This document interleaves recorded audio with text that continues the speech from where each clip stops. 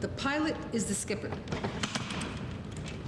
He keeps contact with the crew through intercom. He radios the control tower. J Jig, waiting for clearance for takeoff. Now, all the planes have an initial and a name. J Jig, M Mother, G George. Now, the control tower is staffed entirely by women, all like old-fashioned telephone operators. And they have been trained to keep their voices low and melodious no matter what they hear.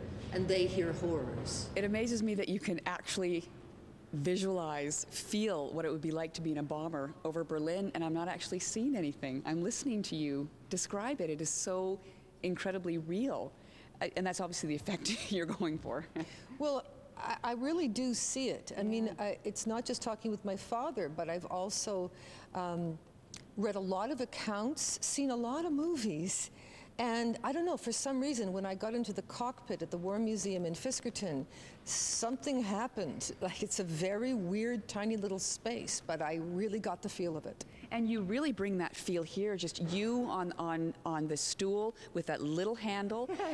It feels claustrophobic, and you can feel as you're talking to people, you're really bringing that alive. And this is about more than bringing alive the experience in a bomber plane. This is about relationships as well, and this is your play takes place in present day as well, as you go with your father to his RAF reunion. So it's very mother and daughter and father as well. Yes, for sure. Or really any child and parent. I just did a version of it for UBC in Vancouver for the students, and it was incredible how they responded to the relationship with a parent, whether they were male or female. And so it is as much about that as it is about the war.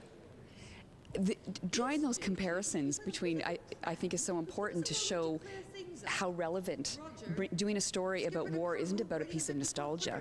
It's the feelings, the emotions, it's all still very relevant today. Well, the present day is the story of the father and the daughter, but it's also, you know, how do we deal with war? It seems like Canada is at war right now, and it's as if we don't quite know what to do with the thought of another body bag coming back to Canada. And so the show is a way, through looking at the past, to remind us that we do have to deal with this thing called war, and that we are dealing with it at some point everywhere in the world. So it's also an effort for the narrator, who is me, to grapple with the idea of war and what she thinks about war. And I would assume as well that having a father who was in a bomber plane in the war would give you a different perspective, or does it? I mean, did you learn a lot about it growing up from your dad? I know a lot of people, a lot of veterans who were in the war didn't share their experiences with their family. Well, this is in the play. It's part of the story of the play. I heard bits and pieces. It was very much a part of my childhood, is the idea of war, but it was glamorized. And so then you have a reaction as an adolescent to that glamour, and you go through all those stages. But the war was definitely glamorized to me, and I didn't hear about the other stuff. Heard a lot about scamming officers and hijinks and dancing with the girls and all that kind of stuff, which was very much a part of my father's war experience. There were times he had a lot of fun. And I think many people in the Second World War will say that. I don't know if they will say the same kind of thing about Vietnam or Afghanistan. Well, you talk about the horrors, and I actually got chills listening to you when you had the line about the women in the tower, which is interesting in itself, that the women were doing that job, but that they were trained to keep their voices melodious, even though they had seen horrors. And that's what's so powerful about a play like this. Just hearing that is enough to visualize all the horrors without having to actually show it graphically. Well, that's the theater. Sometimes it gives you more the feeling of it than a perfectly $1 million or $1 billion Hollywood blockbuster.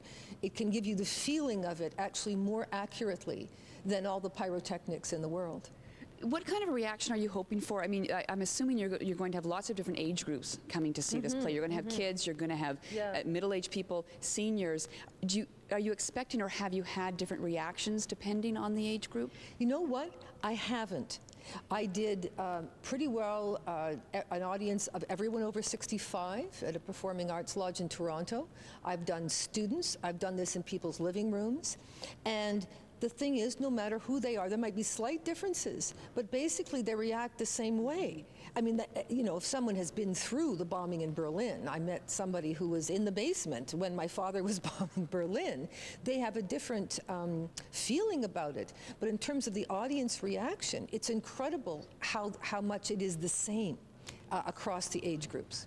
And I think for this play will be playing in Winnipeg over and past Remembrance Day, and so many people in Winnipeg do go to the services and feel a very strong emotional connection to that. But a lot of people don't, and something as intimate as this in a setting like the Costume Museum, I think is a real way to connect with what happened 60 years ago and what we're going through today.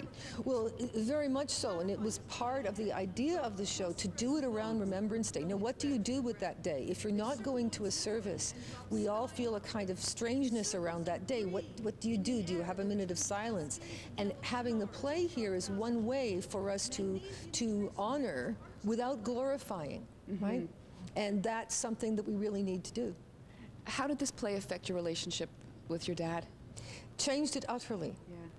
And the experience changed it utterly. And I wasn't going for, I don't know, the CBC movie of the week, a sentimental drama about, I wasn't even thinking about that when I went, but it changed it utterly and profoundly. And you're talking about the going with your father to his reunion, and then writing the play. And then the play, and telling him about the play, and all of that. And it's just I can't imagine it. In a way, it is sort of like a CBC movie of the week, except it's not a sentimental story.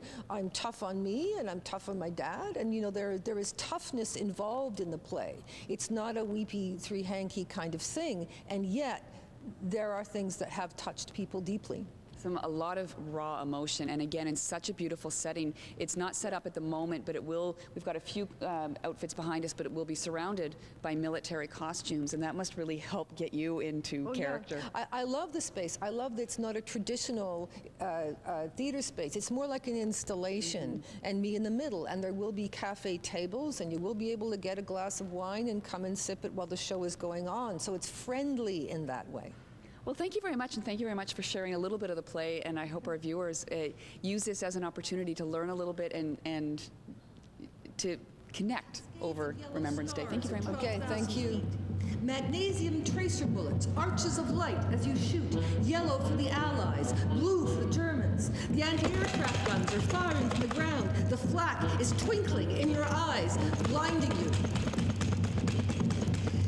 Skipper to bomb aimer, coming up to target. The thing is, the bomb aimer is a bit of a nerd. Bomb bay doors open.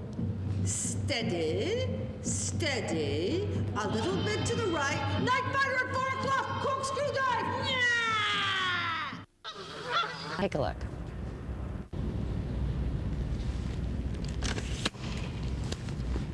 The pilot is the skipper. He keeps contact with the crew through intercom. He radios the control tower. J-Jig, waiting for a clearance for takeoff. All the planes have an initial and a name. J-Jig, M Mother, G George. In the control tower, the radios are staffed entirely by women, all like old-fashioned telephone operators, and they have been trained to keep their voices low and melodious no matter what they hear, and they hear horrors. Yes, J-Jig, we've had a bit of a prang. Give us a moment to clear things up, will you? Roger. Pilot to crew, waiting a bit before takeoff. Hey, let's get a move on. I want me second breakfast. Settle down there, settle down. Yes, J-Jig, we're cleared up now. You're cleared for takeoff. Good luck, lads. The Lank lumbers down the runway.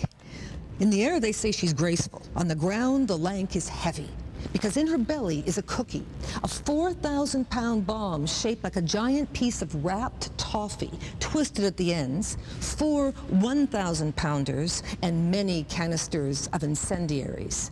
It's all about fire, putting things on fire, plumes of burning buildings, firestorms, planes on fire.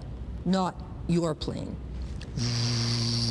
It's as if the pilot is physically willing her off the ground. Come on, come on. The Lank staggers into the air, circling and circling, trying to get enough height. Boys in fields below, like Cousin Wilf, too young to fight, would look up and see 50 to 100 Lanks in the air, circling and circling. What follows is 7 to 8 hours of excruciating boredom, punctuated by moments of blind panic. Hey, Griff, turn up the bloody heat. We're freezing up here. Yeah, well, I did turn it up. We're sweltering back here. Hey, settle down, cut the chatter. Flight engineer to skipper, just starting to see searchlights now. Nothing much yet. Skipper to crew, coming up to Berlin. The sky is psychedelic color over Berlin. Fireworks, pyrotechnics rule. The pathfinders have gone ahead and dropped phosphorescent bombs that burn brilliant red from the ground. They've circled once more and dropped sky markers, green circles of light that turn to cascades of yellow stars at 12,000 feet. Magnesium tracer bullets, arches of light as you shoot. Yellow for the Allies, blue for the Germans. The anti-aircraft guns are firing from the ground. The flak is twinkling in your eyes, blinding you. Skipper the bomb aimer, coming up to target. Now, the thing is, the bomb aimer is a bit of a nerd. Steady, steady, bomb bay doors open, steady. Night fighter at 4 o'clock, yeah!